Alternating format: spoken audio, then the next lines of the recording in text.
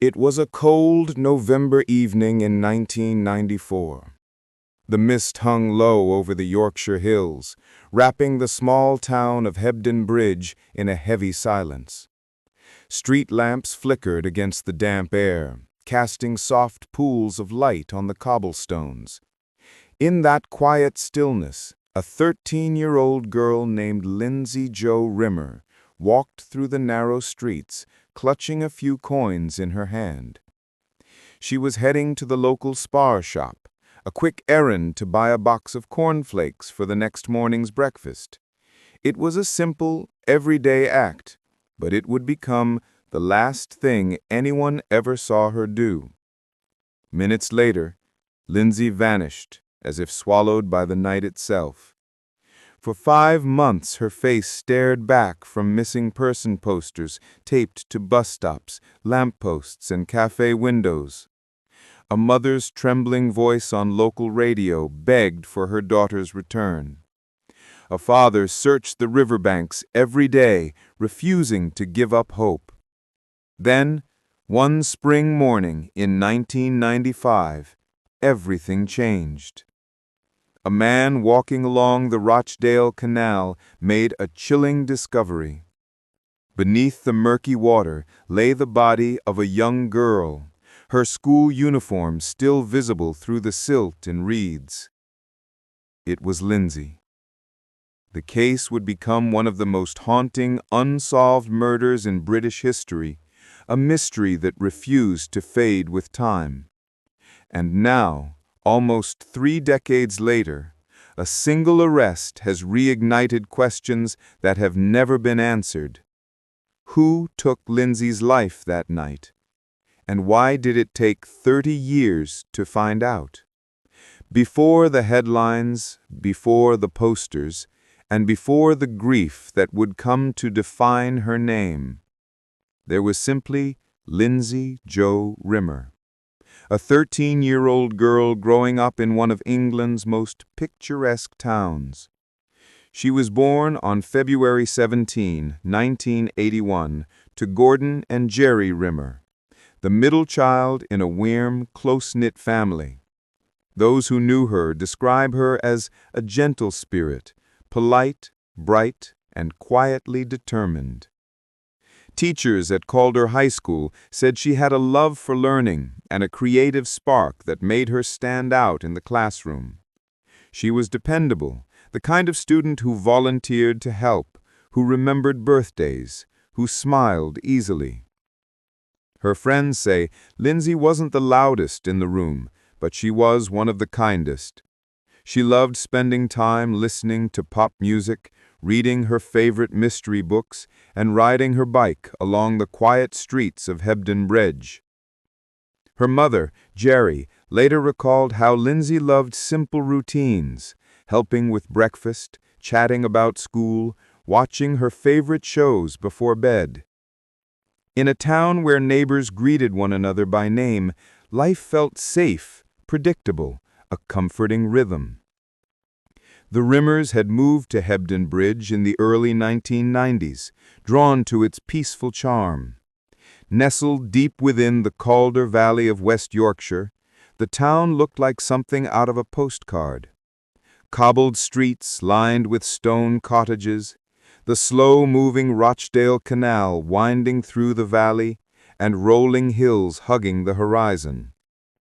It was the kind of place where parents let their children walk to the corner shop without worry, where everyone waved at familiar faces, where nothing bad ever really happened.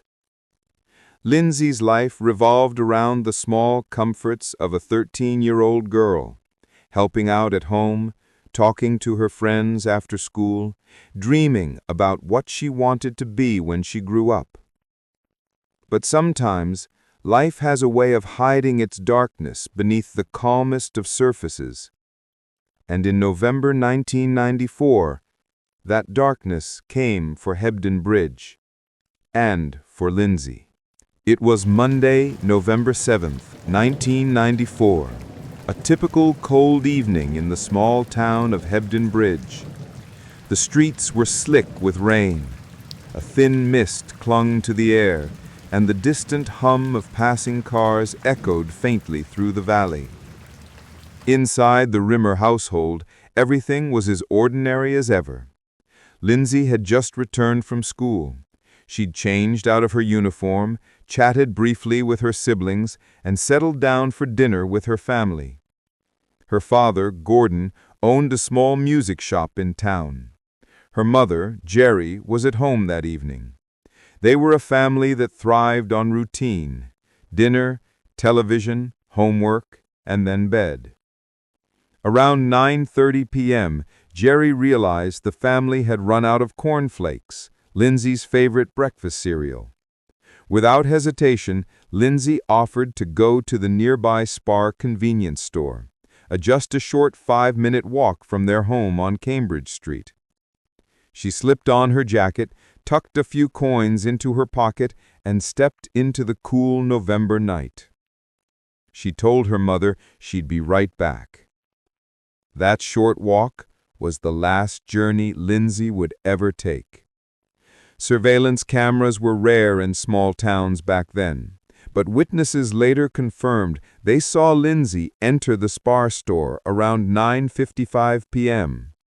She bought a box of cornflakes and was seen leaving moments later, heading back in the direction of her home. Between the shop's bright windows and her family's warm living room, Lindsay vanished. Her parents began to worry when she didn't return within 10 minutes. By 10:30, concern turned to fear. Gordon and Jerry checked the streets, called out her name, even retraced her route to the shop. Nothing. No sound. No sight of her. They contacted the local police, and by midnight, Hebden Bridge, a place known for its calm, was alive with flashing lights and search parties. Volunteers walked the canal path, shining torches into the darkness. Police dogs were deployed. Neighbors searched alleys, back gardens, and the railway line that ran behind the town. But the night offered no clues. It was as if Lindsay had stepped off the face of the earth. The next morning, her disappearance made the local papers. Within 48 hours, national outlets picked up the story. Posters went up in nearby towns. Missing, Lindsay Rimer, age 13. Her mother appeared on television, pleading through tears. "Please, if you have her, let her come home. She's just a child. She's never hurt anyone." Investigators began interviewing anyone who might have seen her that night. Some said they saw a man near the canal walking quickly in the opposite direction. Others mentioned a car parked oddly near the Spar store. None of it was concrete. Days turned into weeks. The search expanded to neighboring towns, rivers, and wooded areas. Police divers combed the canal, but nothing surfaced. Christmas came and went. The Rimers left the lights in Lindsay's bedroom window, hoping she might somehow return. But as winter deepened, hope began to fade. And then, 5 months later, in April 1995, the canal that had been searched so many times before gave up its secret. For months, Hebden Bridge held its breath. Posters of Lindsay's face, her bright eyes and shy smile, became part of the town's landscape.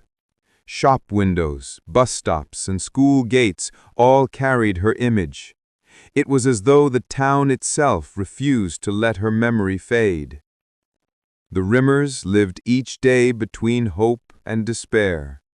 Every knock on the door made their hearts race. Every anonymous phone call promised answers but delivered nothing. Police received dozens of tips, but none led anywhere. A reported sighting in Halifax, false.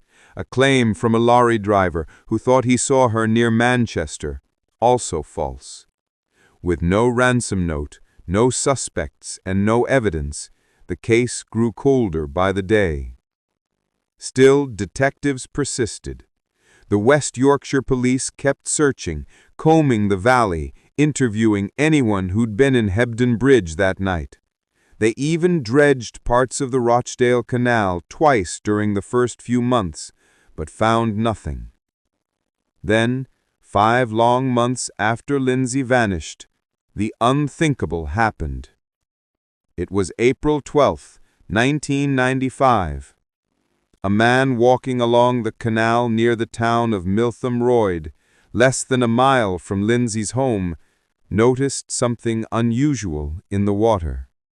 At first, he thought it was just debris, a discarded mannequin or clothing caught on reeds near the canal bank. But as he looked closer, the shape beneath the surface seemed too distinct, too human. He called the police. Within minutes, officers arrived and began cordoning off the area. Divers were brought in, and what they found beneath the murky, algae-covered surface shattered the fragile hope that had kept the community going. Wrapped in the remnants of her school clothes, weighed down by silt and time, lay the body of 13-year-old Lindsay Rimer. The discovery hit Hebden Bridge like a tidal wave.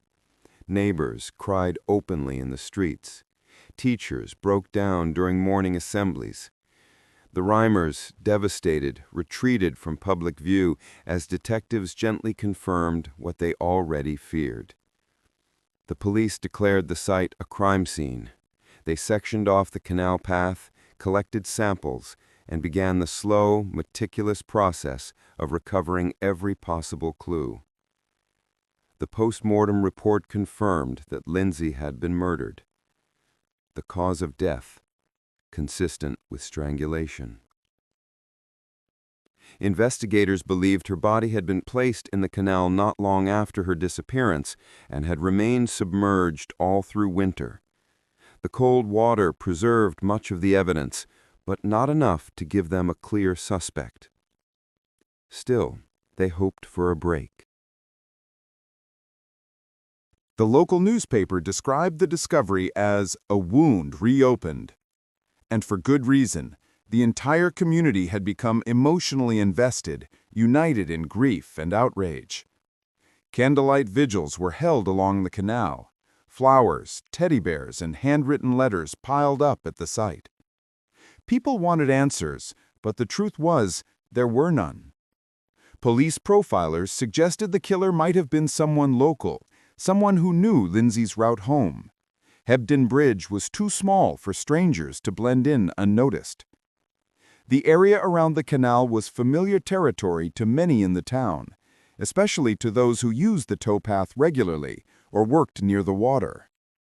As weeks passed, detectives followed every possible lead.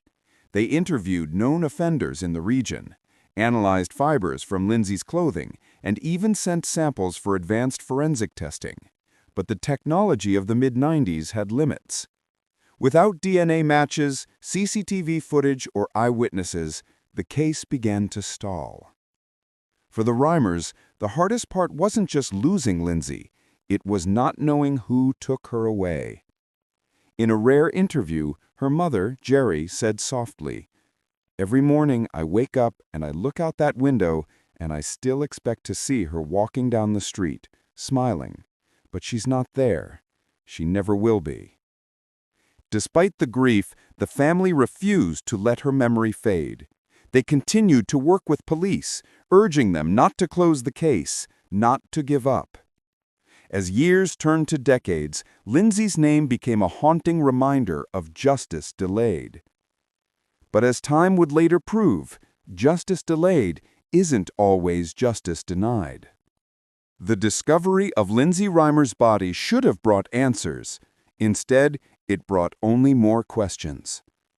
In the days following the recovery, detectives flooded Hebden Bridge. Over 50 officers were assigned to what became one of West Yorkshire's largest murder inquiries of the decade. The quiet market town turned into a hive of activity. Police tents along the canal, forensic vans parked beside cobbled alleys, and detectives knocking on nearly every door. They began piecing together a timeline of Lindsay's final movements, the moment she left her house, the sighting at the Spar store, the short distance between her home and where her body was found. Barely half a mile. That narrow stretch of road, lined with stone walls and flickering lamps, was all it took for her life to be stolen. Investigators believed the killer acted quickly, likely intercepting her between the shop and her home. But the question remained, who would target a 13-year-old girl in such a small, familiar place? Police began interviewing local residents, starting with anyone who lived near the canal path. Among the early persons of interest was a local man known to police, someone with prior offenses related to assault. He denied involvement, and without physical evidence, detectives couldn't hold him. Another lead pointed toward a mystery driver seen near the Spar store that night, an older man in a dark vehicle. Multiple witnesses recalled seeing the car idling nearby, but no one could confirm its registration plate. A third tip came from a woman who claimed she saw a young girl being led toward the towpath by a man in a heavy coat.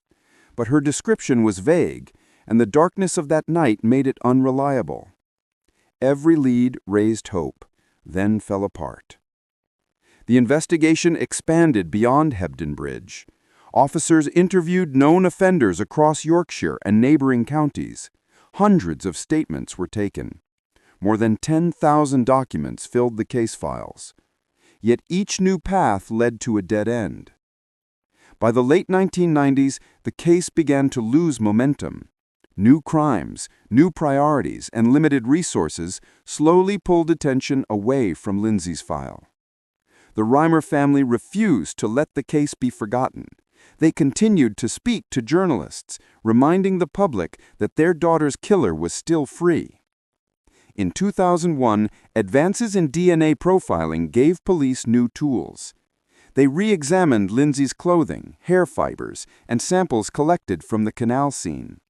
But the results were inconclusive, no match in the national database. Then, in 2013, detectives reopened the case as part of a review of unsolved murders across West Yorkshire. A small cold case team began retesting old evidence using modern forensic methods, techniques that didn't exist in 1995. Hope flickered again. Detectives revealed that they had new scientific material worth testing, a phrase that reignited public interest. The family cooperated fully, offering new statements, photographs, and even allowing police to re-enter the old house where Lindsay grew up. In 2016, a man was arrested on suspicion of her murder. The news spread like wildfire. After more than 20 years, there might finally be justice. But after questioning and analysis, police released him without charge. The evidence simply wasn't enough. The frustration was palpable. Each time the case seemed close to a breakthrough, it slipped away again, like ripples fading on canal water. Over the next few years, detectives continued to receive tips. Some came from former residents who'd moved abroad. Others were anonymous letters sent to the police station. One of those letters hinted at a man, a laborer, who had allegedly confessed years earlier while drunk in a local pub. Detectives tracked him down, only to find him dead long ago. Still, the story refused to die with him. In documentaries and newspaper features, Lindsay's case was often cited as one of the UK's most haunting unsolved murders, not because it was sensational, but because it was ordinary. She wasn't from a broken home. She wasn't in the wrong crowd. She was a child in a safe town walking home. And perhaps that's what made it so chilling. By 2020, more than 25 years had passed. The Rimer family had moved away, choosing privacy over publicity. Jerry Rimer, in a rare interview, said quietly, "People tell you time heals. It doesn't. It just gets quieter, like an ache you live with." Yet in the background, forensic science was advancing faster than ever. DNA extraction methods that once required large samples could now identify microscopic traces, Touch DNA, mitochondrial testing, and digital cross-referencing were solving cases once thought impossible. And in 2025, that silent progress finally touched the case of Lindsay Rimer. As days turned into months and months into years, the investigation into Lindsay Rimer's murder became one of the most haunting cold cases in West Yorkshire. Detectives had pored over every inch of Hebden Bridge, from the canal to the railway bridge, from the quiet back streets to the fields beyond town. But there were still more questions than answers. Who had crossed paths with Lindsay that night? Why did she vanish without a trace on a 5-minute walk home? And why had her body remained hidden for nearly 5 months in a canal that had already been searched multiple times? From the very start, police had treated the case as an abduction. Lindsay was young, responsible, and had no history of running away.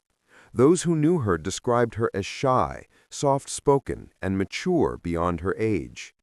Her disappearance, they said, simply didn't make sense. Investigators began reconstructing her final movements in excruciating detail.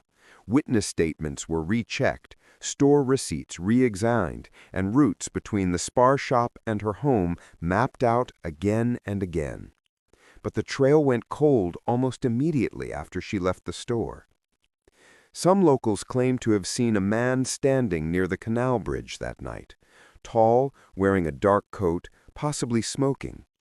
Others described hearing a car engine idling near the towpath, but every description varied slightly, and none led to a breakthrough.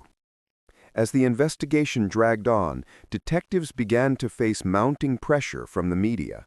Headlines grew sharper, more critical. How could a girl vanish in a town this small? Police baffled by Hebden Bridge mystery.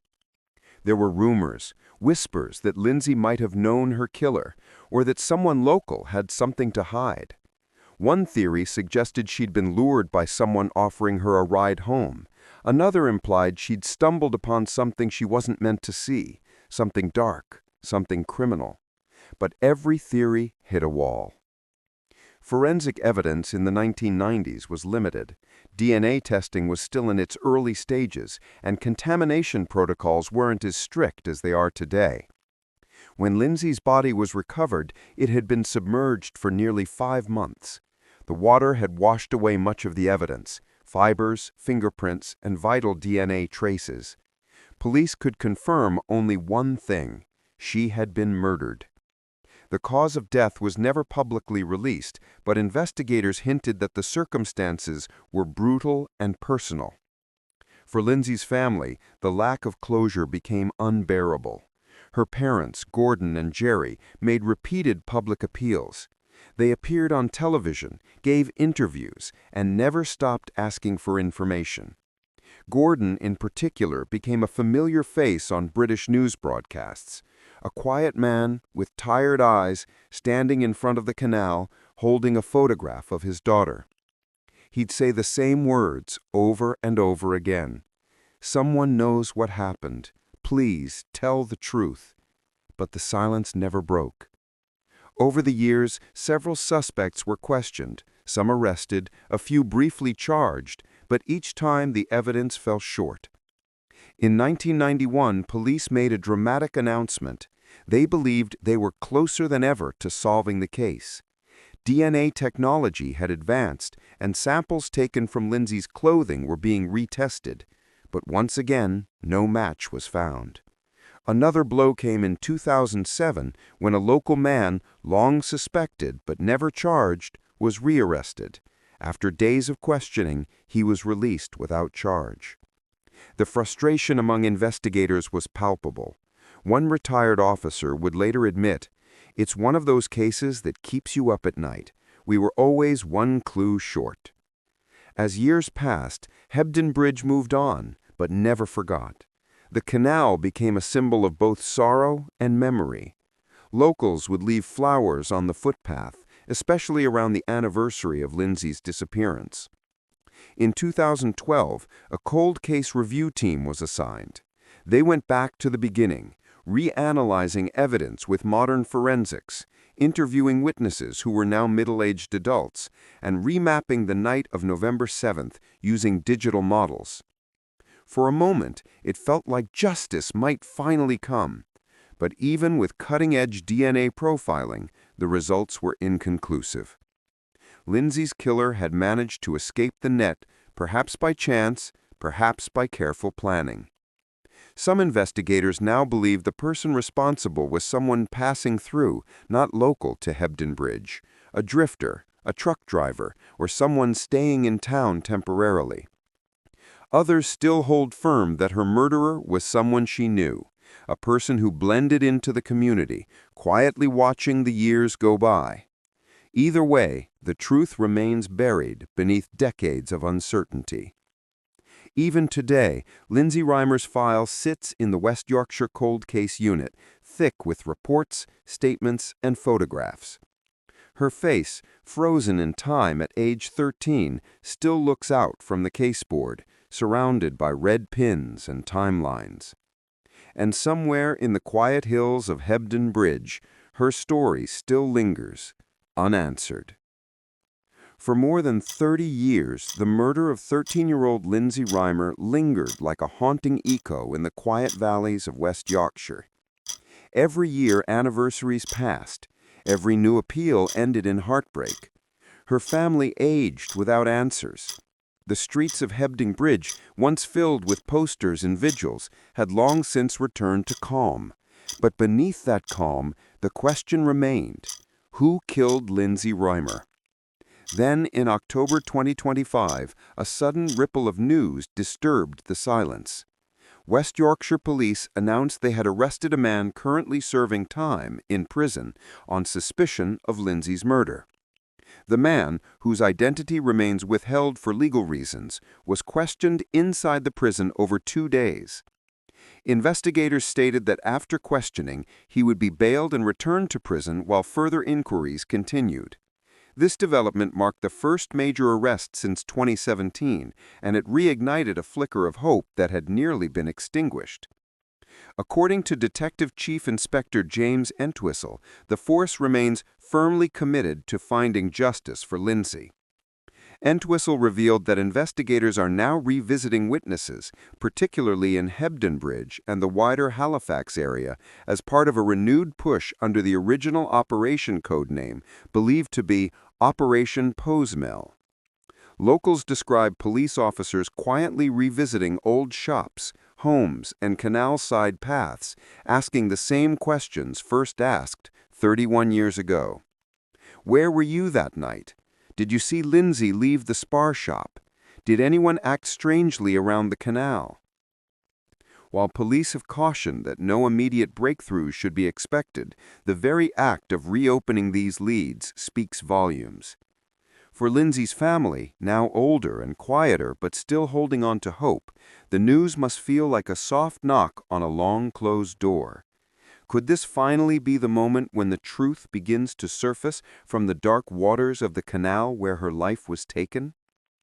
The news of a new suspect, decades after Lindsay's death, has rekindled hope, but also reopened old wounds. For the Rimer family, time has stood still since 1994. Their daughter's laughter still echoes in their memories, a child who never got to grow up, never got to dream past 13. Her mother once described Lindsay as the quiet one, the thoughtful one who loved to read. That image, frozen in old family photos, now stands as both a tribute and a question mark. Why her? In the 31 years since that November night, Hebden Bridge has changed. Cafes have replaced the old shops. Young families stroll the same paths Lindsay once took to buy a box of cornflakes. Yet in the stillness of the Rochdale Canal, some say the air still carries her story. The canal, dark, reflective, timeless, became both her resting place and a silent witness.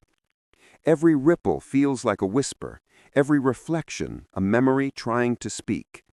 As detectives reopen interviews and revisit old case files, there is a collective pause, a quiet moment of what if? What if this time the truth finally comes out? What if the man now under investigation holds the missing piece?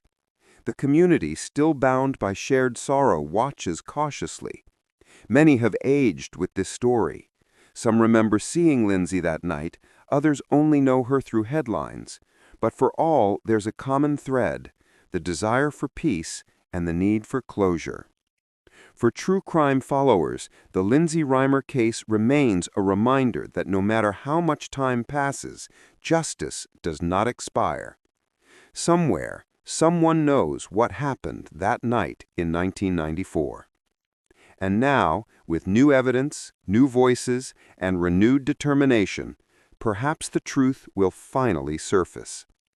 Until then, Lindsay's story remains, not as a cold case, but as a living promise that every unanswered question deserves its day in the light.